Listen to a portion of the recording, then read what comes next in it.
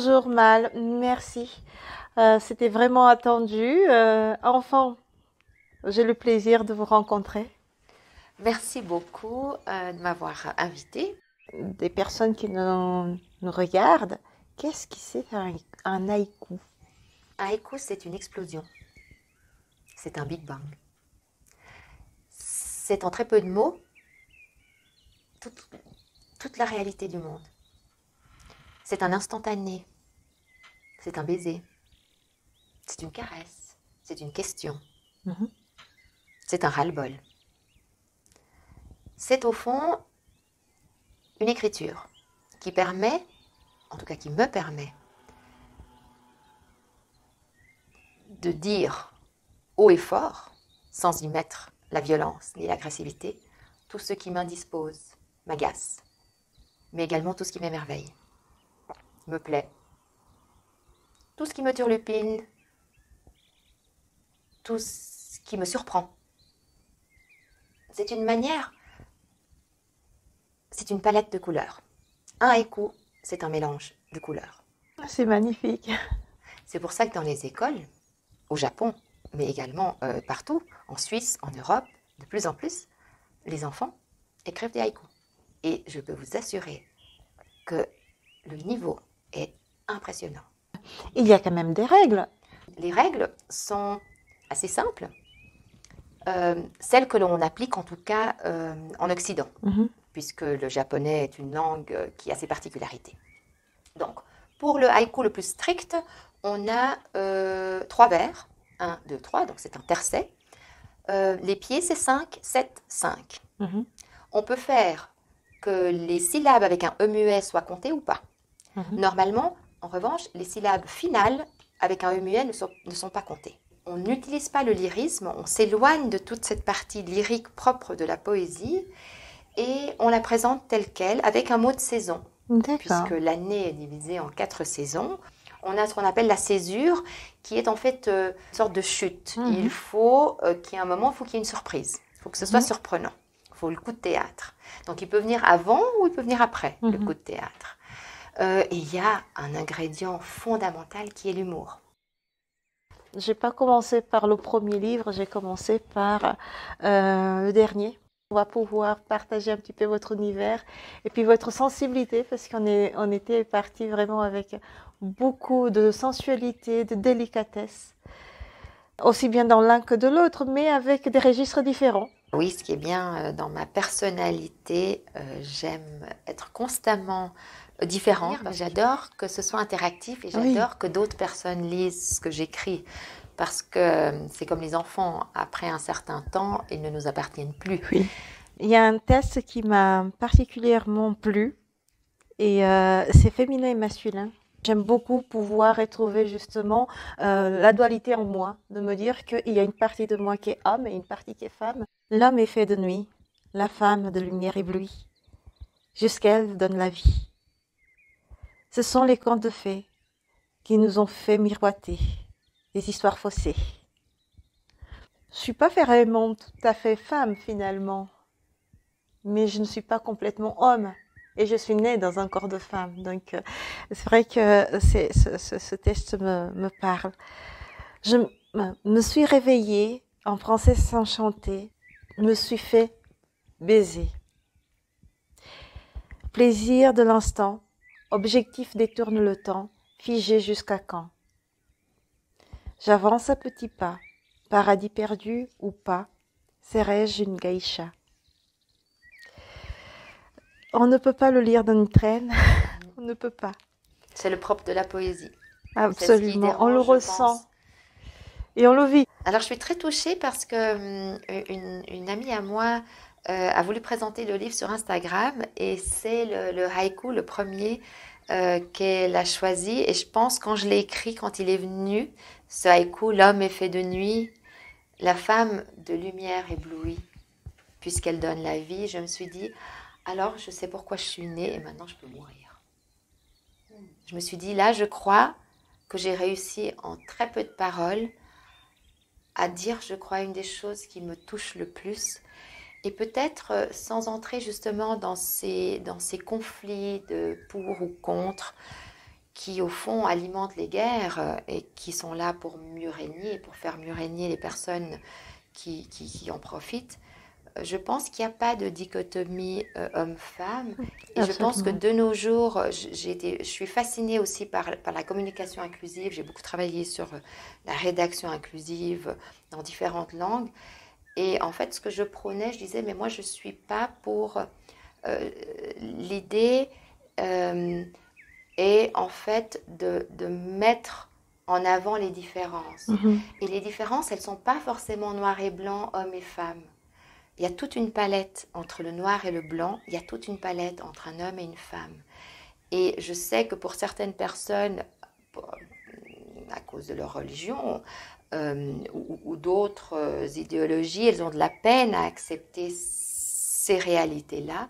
Mais ce qui me touche le plus en plus chez les jeunes, c'est qu'on voit des corps, des personnes avec des tons de voix, avec des manières de s'habiller, et je dis, je ne sais pas si c'est un homme et une femme. Mhm. Et j'adore ça parce que je me dis, enfin, on arrive à sortir de ce carcan.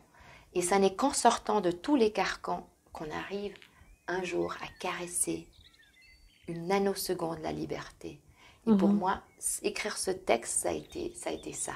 Et c'est ce que j'aime dans la poésie, c'est de pouvoir, en très peu de mots, ouvrir un univers, une galaxie, que les gens rêvent. Et c'est pour ça qu'on ne peut pas lire la poésie comme on lit un roman ou un Mhm. essai. Et que je pense que c'est une des raisons pour lesquelles la poésie est un genre mal aimé, mal aimé. Et c'est étonnant que ça le soit parce qu'en fait, on vit dans un monde où on est toujours pressé. Et la poésie, c'est exactement ce qu'il nous faut. Oui. C'est en se levant le matin, fusion du cratère, à ses heures éphémères, baiser de la mer. Mhm. Et avec ça, on peut passer une journée entière. Absolument. C'est une connexion à soi. Mhm. Et c'est dommage que les gens pensent ou veulent, en fait, on aime les romans parce qu'on veut fuir d'une réalité Oui. qui est de plus en plus horrible, intenable. Et malheureusement, quand le livre devient une drogue, c'est dangereux. Et c'est pour ça que je dis, ma fille est une livre addict, une book addict. Et on me dit, ah mais quelle chance. Je dis, bon, évidemment, par rapport à d'autres enfants qui ne font que des jeux vidéo, Mhm. c'est une chance. Mais en réalité, je me rends compte que c'est pour fuir une réalité et que donc je dois la ramener à la réalité pour qu'elle apprenne à gérer aussi tout ce qui le dérange, pour apprendre à gérer ses émotions, pour apprendre à gérer ce qui ne fonctionne pas et se dire, non, je ne vais pas fuir dans un univers, voyager même si c'est dans ma tête, mais accepter ce que je ne peux pas changer et être heureuse avec. Alors, c'est assez intéressant ce que vous dites parce que du coup, là, de manière très naturelle, je me rappelle d'un livre que j'aime beaucoup, À la recherche du temps perdu de Proust. Moi qui ai longtemps ressenti cette dualité difficile à vivre, parce que soit on se comporte comme un homme, soit comme une femme, mais jamais comme un individu, retrouver ce texte qui me parle tant, c'était un peu un message de réconfort. Waouh. Et moi, ça me touche voilà, au plus profond de mon âme parce que c'était en fait ce que je recherchais. Je me disais, si je peux réveiller, éveiller, aller caresser toutes ces âmes qui vivent des choses que je ressens et souvent qui les taisent parce qu'on est dans une société où parfois il est préférable de taire que d'être tout le temps à hurler. Alors, vraiment, je pense que j'aurais accompli ma mission sur cette terre. Mhm. Donc, merci beaucoup. Je vais vous laisser le temps de lire aussi quelque chose qui vous avez envie de nous partager. Alors, ok, ben, j'aime bien le spontané. Alors, voilà, je vais partager. Donc là, on est dans le chapitre Guerre et paix. C'était pas voulu, voilà. Chez les antilopes, les femelles séduisent en bloc, pourtant pas salopes. Des embuscades lasses, le lion longtemps se prélasse, et pourtant il chasse. Elles attaquent en bande, pas de mâle sur leur plate-bande, dansent la sarabande. Savanes et broussailles se consomment les épousailles, cheveux en bataille. telle la reine lionne, me jette sur ma proie ronronne, que Dieu me pardonne. Alors ici, en fait, je pars en voyage. J'ai eu la chance de visiter la Namibie. J'ai été émerveillée par le monde animal et par la sagesse, la noblesse de ces animaux quand on peut vraiment les observer pendant des heures. Et je pense que ça a été le début de ce plaisir que j'ai pour la méditation. J'aime écrire des haïkus parce que c'est une méditation active, c'est-à-dire que ça me permet de plonger dans la réalité. Je sens que les choses viennent. C'est comme si j'étais connectée à quelque chose qui me disait, moi je suis juste un canal. Et j'écris des choses. Donc je me connecte, j'observe la beauté ou la simplicité ou l'horreur ou la laideur autour sans la juger. Et voilà, les choses viennent. Et de ce voyage, quand j'ai écrit ce livre, qui est un livre où en fait j'ai plongé vraiment dans mes eaux profondes, j'avais vraiment besoin de trouver un sens, donc ça m'a obligée à aller chercher des choses en moi, à aller remettre en question un fonctionnement que j'avais dans ma vie. Donc il y a toujours du bon dans le négatif, ça a été très positif. Et sont revenues toutes ces images de ces animaux en disant, on oublie souvent, avec tout ce qui se passait, que la nature, elle est très sage et que c'est dans la nature qu'on va trouver vraiment des solutions à nos problèmes.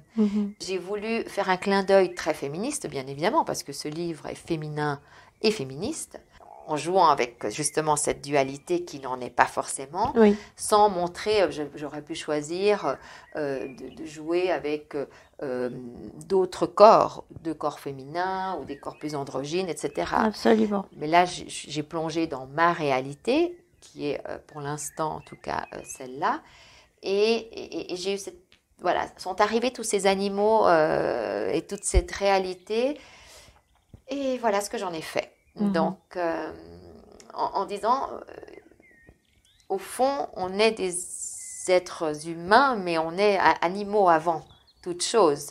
Et cette conscience ne nous rend pas supérieurs et ne nous rend pas plus intelligents, bien au contraire. Quand on voit comment on détruit la planète, on pourrait se poser des questions. Donc, j'ai voulu combiner et rappeler que ce livre est en fait un antidote. Sa mission première est de dire non, on va se toucher, on va continuer à s'aimer, on va continuer à s'embrasser, on aura des interdictions, on fera ce qu'on peut dans ces moments-là, on sera créative au moment où on aura un besoin face à des lois qu'on va nous imposer. Et là, c'était vraiment de m'amuser avec toutes ces réalités. Parce qu'au fond, écrire, c'est quand même un jeu. Oui. Chez vous, j'ai ressenti aussi un besoin. Oui. Dans l'écriture. Totalement. Pas que le jeu, j'ai ressenti vraiment le besoin. Le jeu vient après, c'est vrai. Le besoin, c'est l'appel. C'est l'appel. À niveau des corps que vous décrivez, ils sont pas matérialisés dans le sens où ils sont pas, comment dirais-je, mis à brut. Je veux dire, un corps dont je me sers et que je lâche après. Je veux dire, ce n'est pas du descartable. En tout cas, vous ne l'exprimez pas comme ça. Donc, il y a une admiration aussi bien du corps masculin ou féminin, si bien qu'on peut se reconnaître dans la façon dont vous décrivez, parce que c'est vous. C'est vous qui vivez dans ces corps-là, c'est vous qui aimez ces corps-là, mais nous qui le lisons, on peut se reconnaître aussi. Il y a un effet miroir. Ce que je veux dire par là, c'est que c'est limite sociologique comme analyse.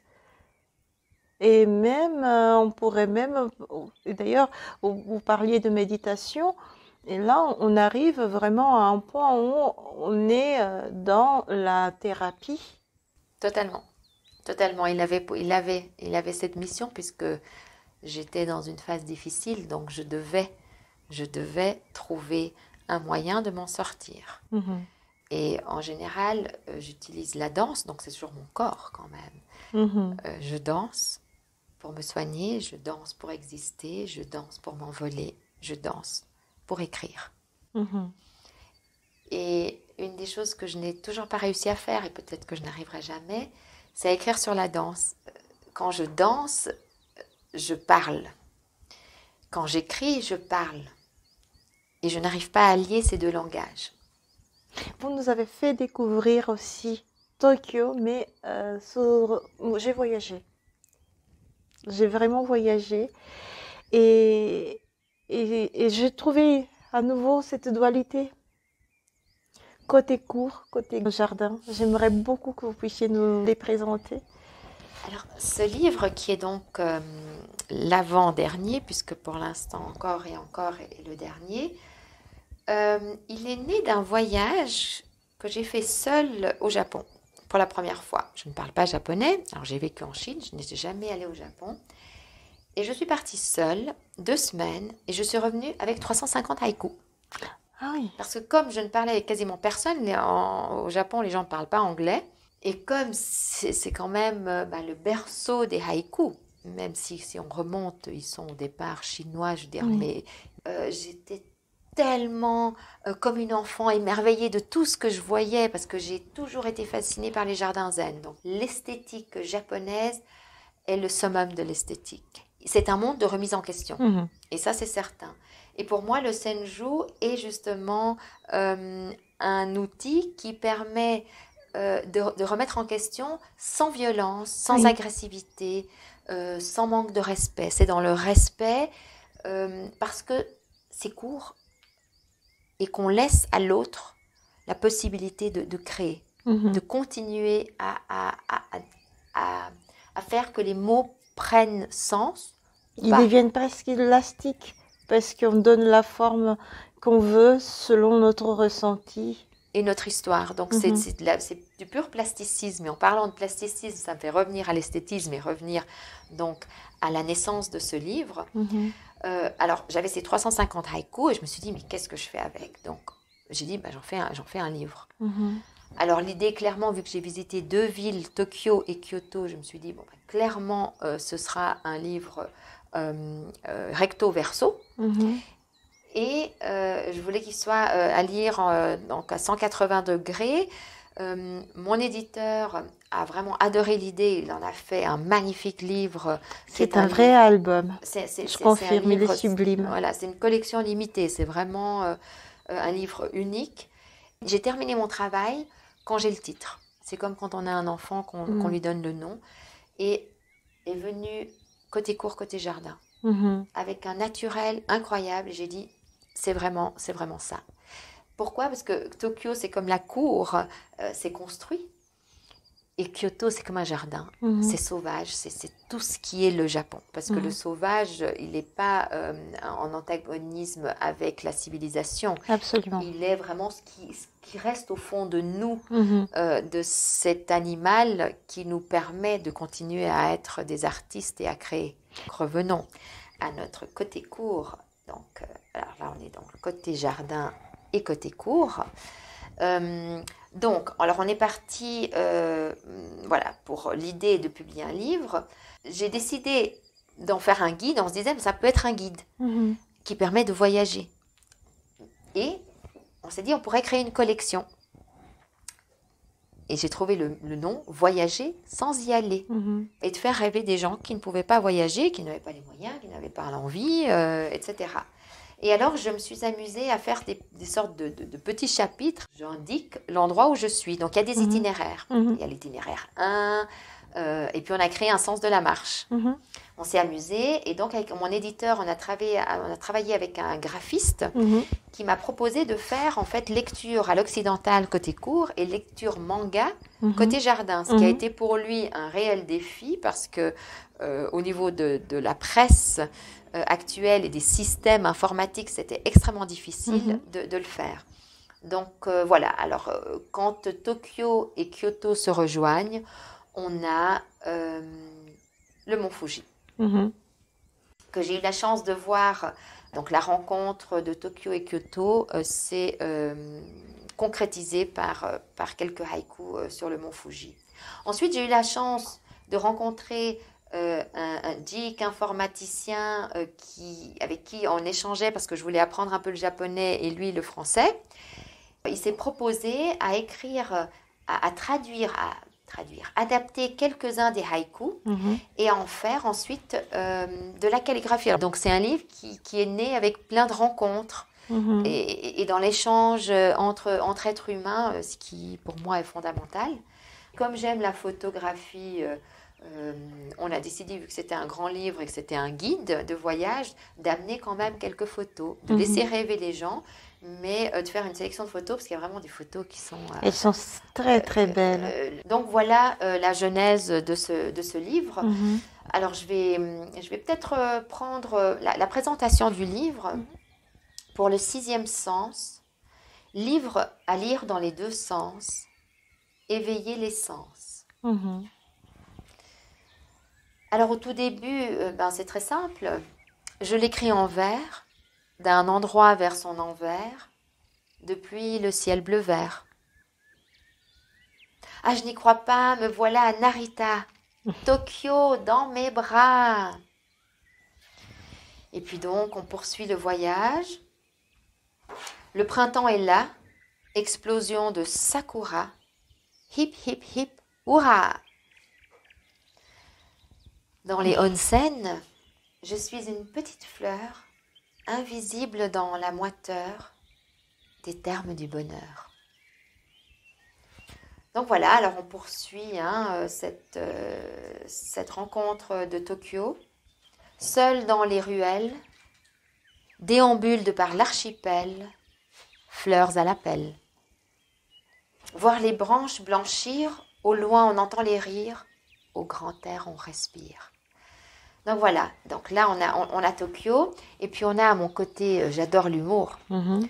donc il y a toute une série sur les toilettes. Oui. Toilettes, j'en raffole. Chic et choc, un peu faux folle. Quelle mégalopole! WC, ne vous en déplaise, de l'architecture japonaise, lieu où je me sens à l'aise. C'est dans les WC qu'on peut laisser reposer bébé dans le panier, parce qu'ils ont des paniers pour les bébés. Donc c'est un peuple qui est très inventif, très créatif. C'est tout le charme pour moi de la poésie. C'est de pouvoir en peu de mots dire énormément de choses, de laisser toujours des portes ouvertes, rien n'est jamais fermé. Mhm. Parce qu'il n'y a pas une phrase, un début, une fin, donc, et même si de toute façon toutes les phrases peuvent être interprétées, on est bien d'accord. Mais j'aime ce côté, c'est comme si, pour moi, le haïku, c'est un peu la peinture à la Jackson Pollock. Où on peut retrouver vos livres? Celui-ci est une collection limitée, Mhm. donc on ne va pas pouvoir le retrouver. J'ai l'idée d'en garder l'essence de l'essence, la quintessence. Plus comme un petit guide de voyage, il faut que je trouve quelque chose qui lui donne sens et que les gens pourraient emporter avec, parce que si quelqu'un décide de partir au Japon et que la personne a envie de se dire « Ah ben je vais suivre un itinéraire », pourquoi Oui. pas? Elle peut le faire et c'est un petit peu l'idée. Mais voilà, de le condenser un petit peu. Donc celui-ci. Pour celui-ci, alors, vous pouvez le trouver sur le lien dans ma bio, dans mon compte Instagram Jade sans balance. Également sur le site Le Lys Bleu. La situation la plus incongrue que vous ayez vécue? Ma fille, elle a eu très peur une fois qu'on est allé se promener au bord de l'eau et puis il y avait un chien et ça a été une catastrophe. Et elle a écrit un haïku. Je lui ai dit, écoute, écris un haïku sur le chien. Et alors, j'ai plus le souvenir, elle l'avait fait en anglais et à la fin, elle disait, but that's a hot dog. Et on avait beaucoup rigolé. Et le jour d'après, il y a un chien qui est passé à côté d'elle et elle m'a dit, regarde maman, t'avais raison, c'est thérapeutique. J'ai écrit le haïku et maintenant, ça m'a pas fait peur parce que j'ai pensé au hot dog. J'ai tout de suite imaginé un hot dog ambulant juste à côté. C'est pour... Un chien saucisse, les pauvres. Merci, vraiment. Merci beaucoup. Merci à vous.